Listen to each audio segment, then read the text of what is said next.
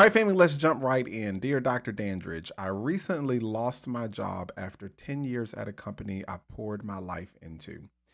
At first, I thought I'd feel relief, but instead, every morning I wake up with a pit in my stomach, haunted by the thought that I'm not enough. I scroll through job listings and feel like the opportunities are slipping through my fingers. Even when friends say you'll find something better, I feel guilty for mourning what's already gone. How do I grieve the life I thought I had and find a sense of purpose once again? Thank you so much for writing in. This is actually something that I've seen a lot of people struggle with. I can actually share my personal story and experience.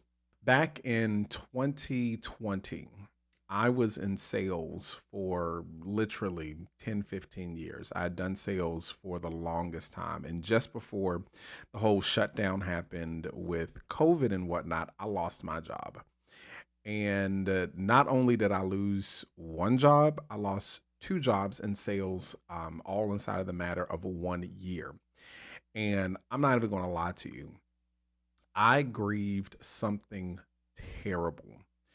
I felt the same thing that you're feeling right now, that you're not enough, that you've wasted time, that you are not worth what you've invested inside of your career, inside of your path, inside of your company.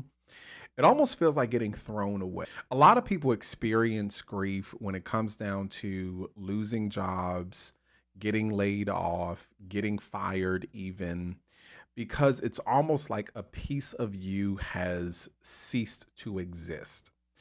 And a lot of that piece of you is really connected to our self worth. A lot of it is connected to how we identify and how we kind of quantify our worth inside of this society that we're living in.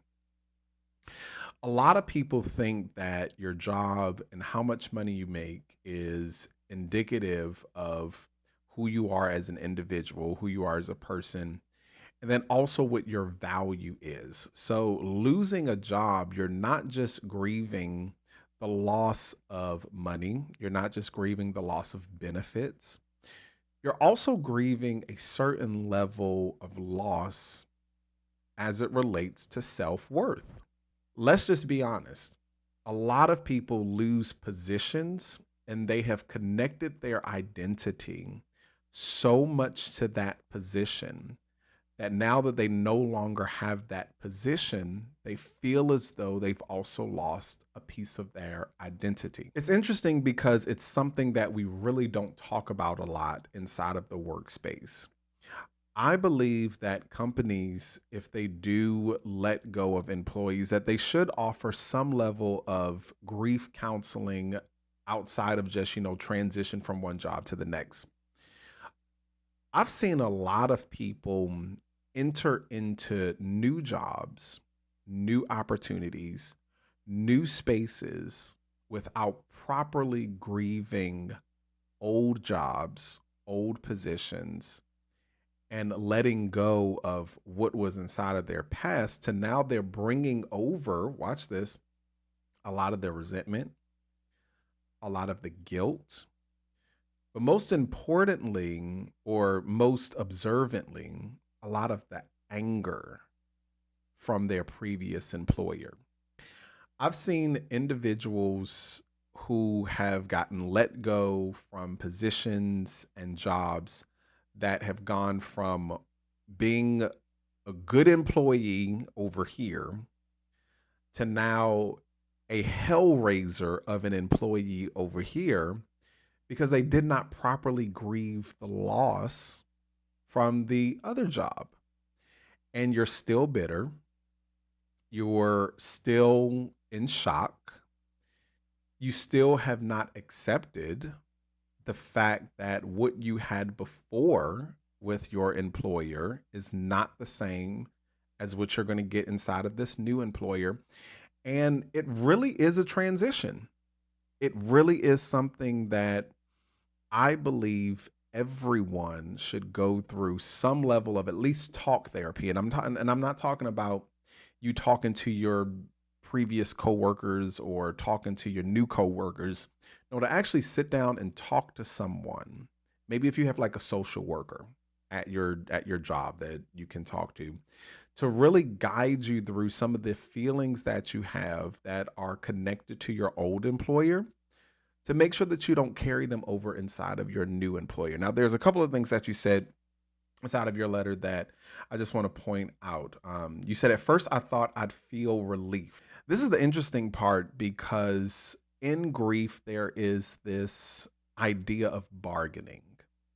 That when we lose something, there's this bargaining aspect of, oh, it wasn't so bad, or oh, I was, looking for another opportunity anyway, or um, they weren't paying enough. There's always this level of quote unquote relief, like you said, and people are like, I'm going to something better, or just like even you said inside of your letter, you said that your friends are telling you you'll find something better.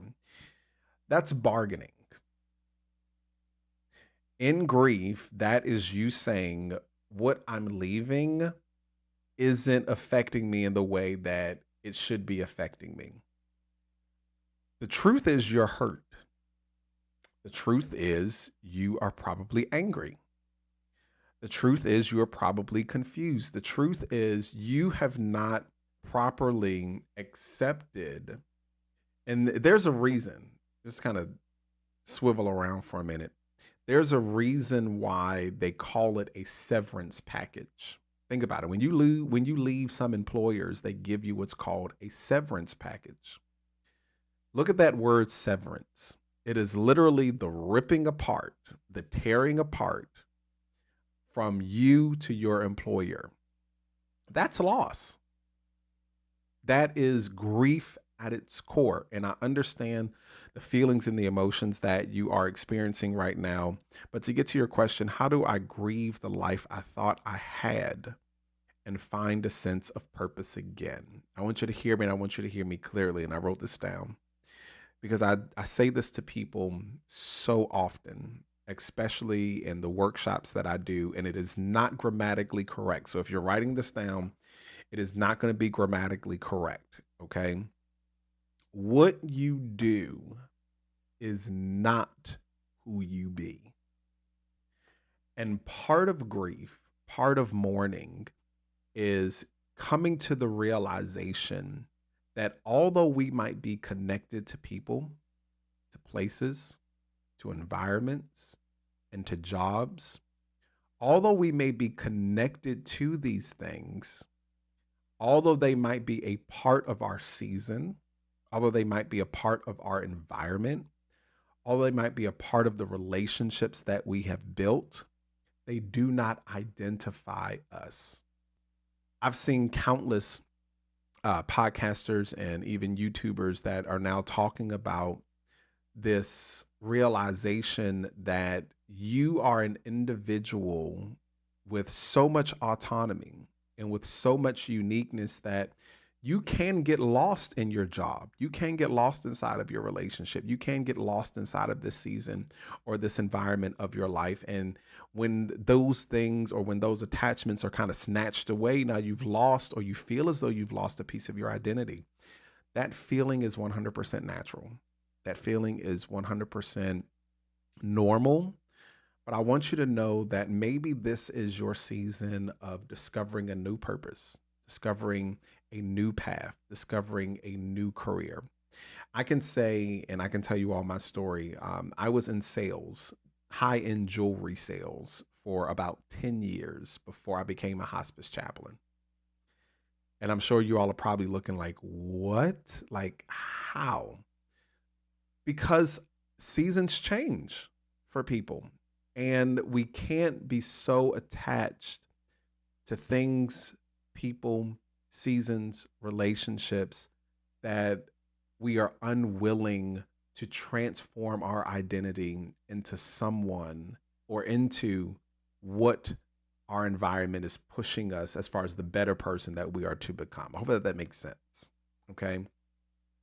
So losing a job is hard, whether voluntarily, involuntarily, or just circumstances came out the way that you did not expect them. Losing a job is hard, but the fact of the matter is that you are not, or should I say, your identity is not connected solely to your profession. The second that you can grieve that, the second that you can accept that, the second that you can stop bargaining and saying, well, I'll find something better, or, I'm supposed to be relieved.